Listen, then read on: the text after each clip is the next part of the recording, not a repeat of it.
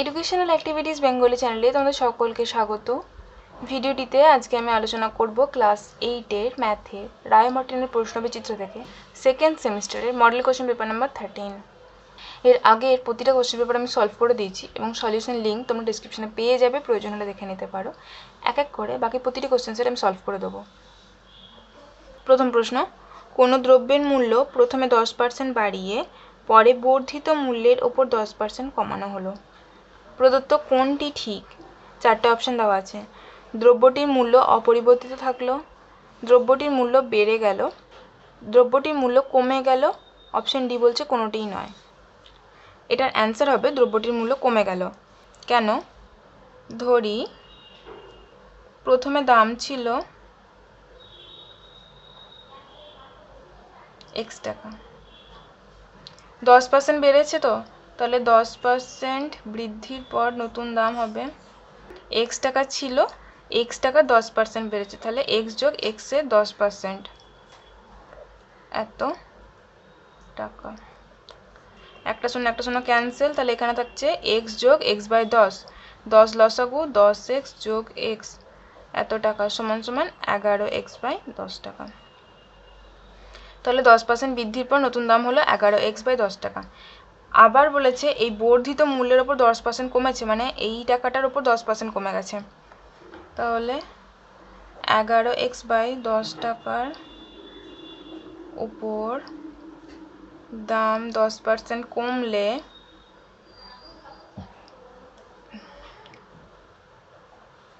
নতুন দাম সমান 11x বাই 10। এর থেকে দাম কমছে, তাহলে বিয়োগ দেব। কত দেবো? এই টাকাটারই 10%, তাহলে 11x বাই 10 তো থাকলো ইন্টু 10 বাই 100। নতুন দাম হবে যে দামটা ছিল তার 10% কমেছে, তাহলে 11x বাই 10 বিয়োগ 11x বাই 10 গুণ তার 10%। একটা শূন্য ক্যান্সেল করলাম, তাহলে এত টাকা। পরের লাইনে পাচ্ছি 11x বাই 10 বিয়োগ 11x বাই 10 গুণ 10 মানে 100, এত টাকা। কত হলো? 100 লসাগু, তাহলে এদিকে হবে 110x বিয়োগ 11x এত টাকা সমান সমান, এটা বিয়োগ করলে হবে 69x বাই 100 টাকা। তাহলে জিনিসটার প্রথমে দাম ছিল x টাকা, নেক্সটে হলো 11x বাই 10 টাকা, এখন হয়েছে 69x বাই 100 টাকা। এবার জিজ্ঞাসা করছে যে প্রথমকার দাম আর এই দামটা কি সমান নাকি কমেছে, এরকম জিজ্ঞাসা করছে। তাহলে প্রথম দাম ছিল x, এখন হয়েছে 69x বাই 100, দেখে বুঝতে পারছি সমান নয়, তার মানে অপরিবর্তিত নয়। এবার দেখবো বেড়েছে না কমেছে।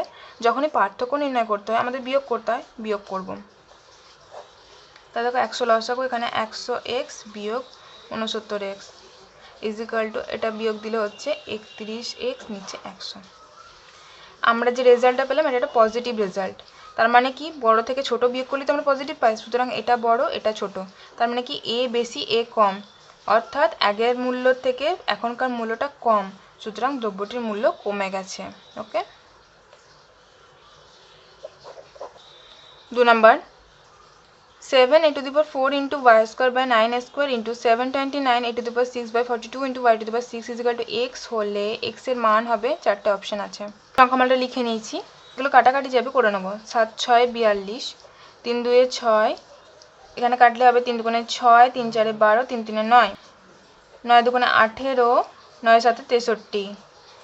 আচ্ছা, এবার a স্কোয়ার, এখানে a to the power 4 কেটে হলো, তাহলে a square, y square y to the power 6, তাহলে কেটে হলো y to the power 4, বা তাহলে x সমান কি পাচ্ছি ঘুরিয়ে লিখে নিলাম, তাহলে উপরে আছে কত 27, আর কে আছে a to the power 6 into a to the power 2, তাহলে a to the power 6 যোগ 2 মানে a to the power 8 by, নিচেতে 2 আছে আর আছে y to the power 4, তাহলে x সমান পেলাম 27 a to the power 8 into 2 by 2 into y to the power 4, answer হচ্ছে অপশন বি।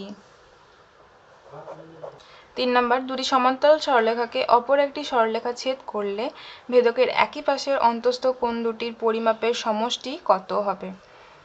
এরকম, তাহলে এই কোণ দুটোর সমষ্টি কত? 180 ডিগ্রি, অপশন বি। 2-1 নাম্বার, 5 অশ্ব ক্ষমতা সম্পন্ন একটি পাম্প 36,000 লিটার জল 8 ঘন্টায় উপরে তুলতে পারে। 7 অশ্ব ক্ষমতা সম্পন্ন পাম্পে 63,000 লিটার জল তুলতে কত সময় লাগবে? ত্রৈরাশিক পদ্ধতিতে হিসাব করো। তাহলে গণিতের ভাষায় সমস্যাটি হলো প্রথমে পাম্পের ক্ষমতা ঘর করলাম, একক হবে অশ্ব ক্ষমতা।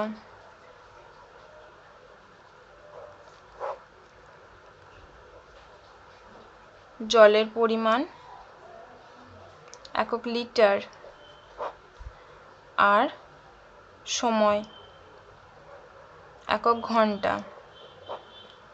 5 অশ্ব ক্ষমতা পাম্প 36,000 লিটার জল তুলছে 8 ঘন্টায়। তাহলে 7 অশ্ব ক্ষমতা সম্পন্ন পাম্প 63,000 লিটার জল তুলবে কত ঘন্টায়, ধরে নিলাম এক্স। পাম্পের ক্ষমতা আর সময়ের সাথে যখন সম্পর্ক স্থাপন করব, পাম্পের ক্ষমতা কম হলে কোনো একটা নির্দিষ্ট পরিমাণ কাজ করতে বেশি সময় লাগবে, বেশি হলে কম সময় লাগবে, ব্যস্ত সমানুপাতি। তাহলে লিখব এখানে পাম্পের ক্ষমতা ও সময়ের মধ্যে সম্পর্কটি হলো ব্যস্ত সমানুপাতি।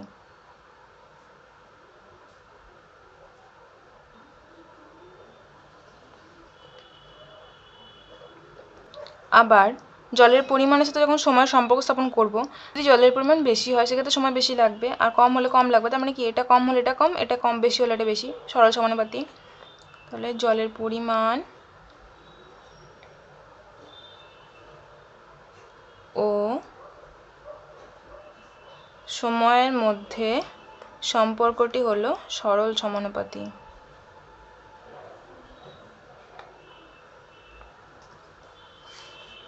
অতএব এক্স ইজিক্যাল টু 8 গুণ, প্রথম ক্ষেত্রে পাম্পের ক্ষমতা সময় ছিল ব্যস্ত সমানুপাতি, তাহলে আমরা লিখব 8 গুণ 5/7 গুণ জলের পরিমাণ আর সময় সরল সমানুপাতি, তাহলে এটা উল্টে লিখবো, মানে 63,000 বাই 36,000।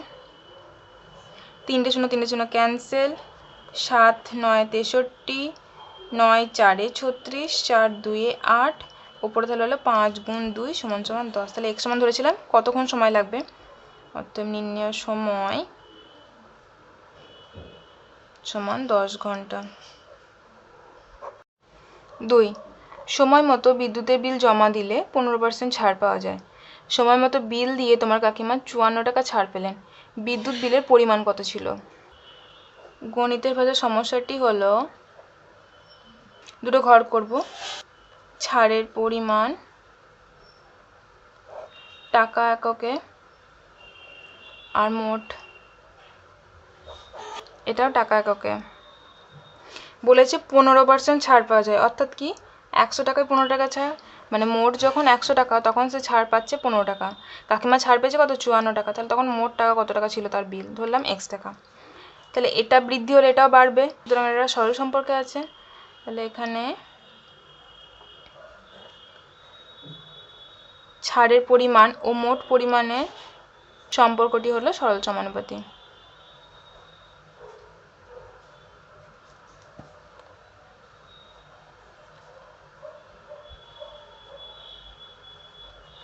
অতএব 15:54 সমানুপাতি 100:x, বা x সমান আমরা কি পাচ্ছি 100 গুণ 54/15।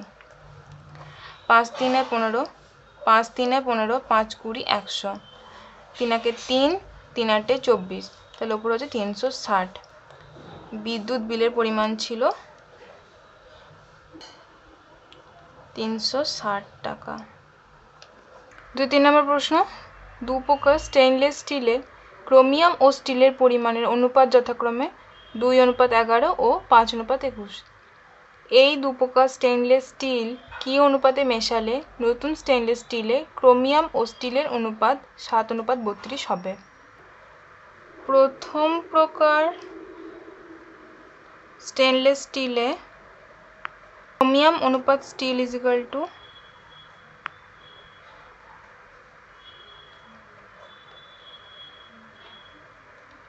2:11। অতএব প্রথম প্রকার স্টেইনলেস স্টিলে ক্রোমিয়ামের আনুপাতিক ভাগহার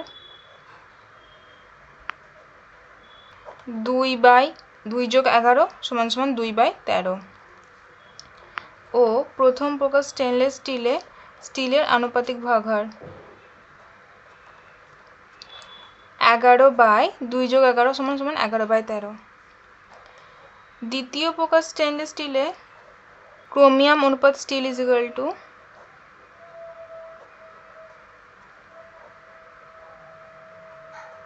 2 5:21।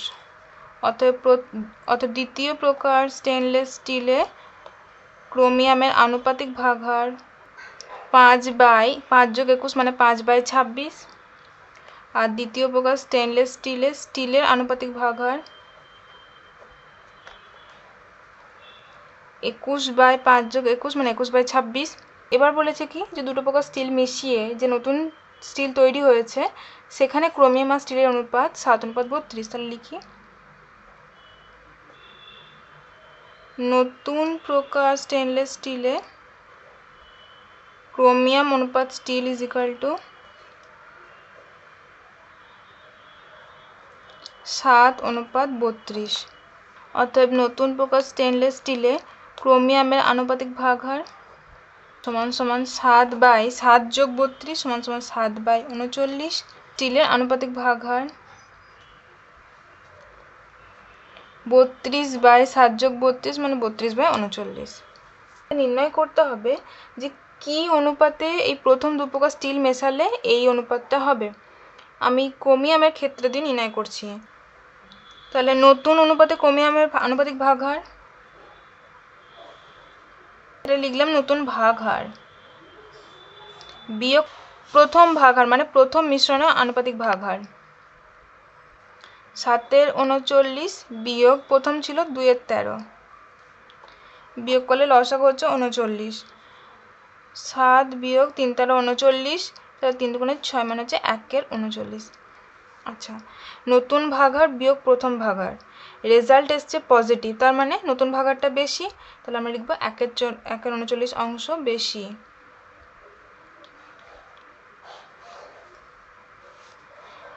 আবার নতুন ভাগহার বিয়োগ দ্বিতীয় ভাগহার, বা এখানে নতুন আনুপাতিক ভাগহার বিয়োগ দ্বিতীয় আনুপাতিক ভাগহার লিখতে পারো।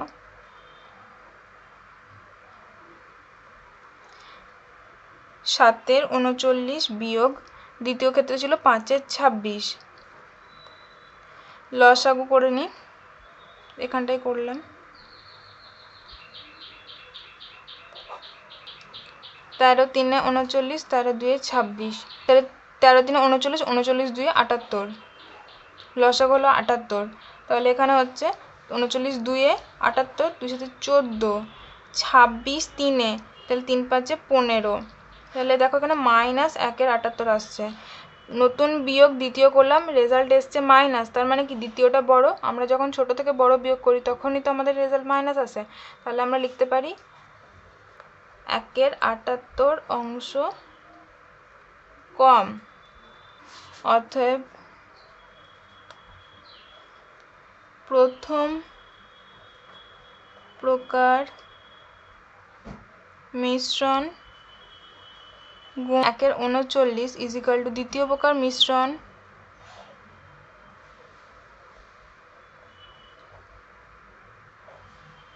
গুণ 1/78। আমাদের তো এই দুটো মিশ্রণ অনুপাত নির্ণয় করতে বলেছে, বা প্রথম মিশ্রণ বাই দ্বিতীয় মিশ্রণ সমান সমান 1/78 বাই 1/39 ইজ ইকুয়াল টু 1/78 গুণ 39। 39 × 39, 39×2 = 78, তার মানে থাকছে ওপরে 1 নিচে 2, বা প্রথম মিশ্রণ অনুপাত দ্বিতীয় মিশ্রণ সমান সমান 1/2। অতএব ওই দুই প্রকার স্টেনলেস স্টিল 1/2 এই অনুপাতে মেশালে নতুন স্টিলে ক্রোমিয়াম আর স্টিলের অনুপাত হবে 7/32। তাহলে ভিডিওটিতে আমরা মডেল কোশ্চেন পেপার নাম্বার 39 2-3 অব্দি কোশ্চেন সলভ করলাম। নেক্সট পার্টে বাকি কোশ্চেনগুলো সলভ করে দেবো। ভিডিওটি ভালো লেগে থাকলে অবশ্যই লাইক করো, শেয়ার করো ভিডিওটিকে। চ্যানেলটিকে যদি সাবস্ক্রাইব না করে থাকো তো প্লিজ সাবস্ক্রাইব করে দাও। Thank you.